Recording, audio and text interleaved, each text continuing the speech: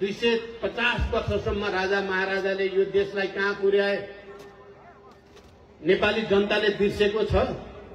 मूर्ति चोर को हुन्? नेपालका ठुल्ठुला मूर्तिहरू चोरहरू अहिले राजा। भाइमारा को हो? भाइमारा को हो? आफ्नै वंश मास्नेले त्यहाँ आएर अहिले फेरि धाग लगाउन मिल्छ? सुन तस्कर को हो? नेपाली जनताले बिर्स्यो भन्ठानेको। मैले पहिलोचोटि प्रधानमन्त्री हुँदा दरबार हत्याकाण्डको फेरि एकचोटि छानबिन गर्नुपर्ने छ भनेको थिए। मैले त्यति बेला 5 वर्ष शासन गर्न पाएको भए म फेरि एकचोटि छानबिन गरेर भाइमारा र राजद्रोही यिनीहरूलाई इतिहासको कठघरामा ठेगान लगाउने विचार थियो। अहिले यिनीहरू चुरीफुरी गरेका छन्। मैले तराईको जागरण अभियानमा भनेको थिएँ धेरै चुरीफुरी नगरे हुन्छ। धेरै चुरीफुरी गर्यो भने धेरै मूर्खता पहिले पनि भइसकेका छ। अर्को मूर्खता गरे भने नेपाली जनता उदार हुँदैनन्। अब नेपालका राजनीतिक दल पनि उदार हुँदैनन् भनेको थिएँ मैले। त्यसकारण हामी सबैले आवाज उठाउनु पर्यो। त्यति भयानक दरबार हत्याकाण्ड गर्ने मान्छेहरू त परिवारभित्रै थिए नि, उनीको परिवारभित्र। सबैले बुझेको छ नि नेपाली जनताले को हो मुख्य त्यसको प्लानर, त्यसको मास्टर माइन्ड को हो भन्ने जनतालाई थाहा छ। बिर्से भन्ने ठानेका छन् तिनीहरूले।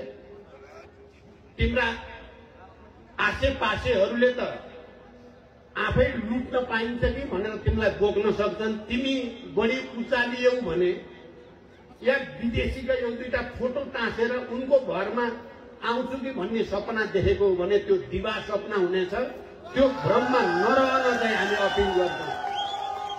त्यसकारण हामी सबैले आवाज उठाउनु पर्नेछ। एकातिर हामीले अहिलेको सरकारको भ्रष्टाचारीहरूलाई बचाउने, बिचौलियाहरूको इच्छा अनुसार नियुक्तिहरू गर्ने, जनतालाई सताउने, राम्रो काम गर्ने जतिलाई सताउने, नराम्रो काम गर्ने जतिलाई पुरस्कार दिने अहिलेको सरकारको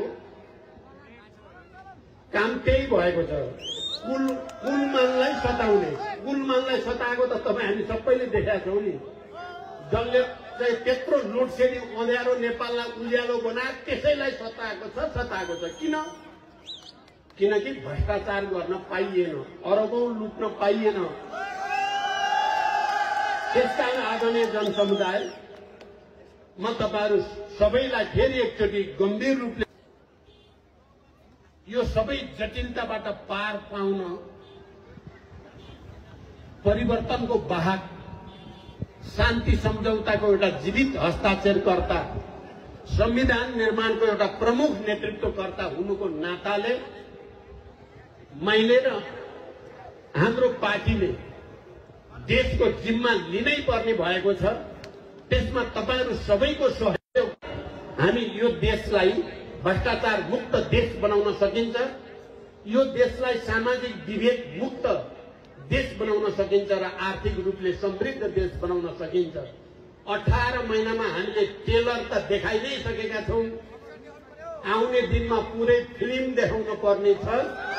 त्यसको निम्ति तपाईहरू सबैको साथ चाहिएको छ।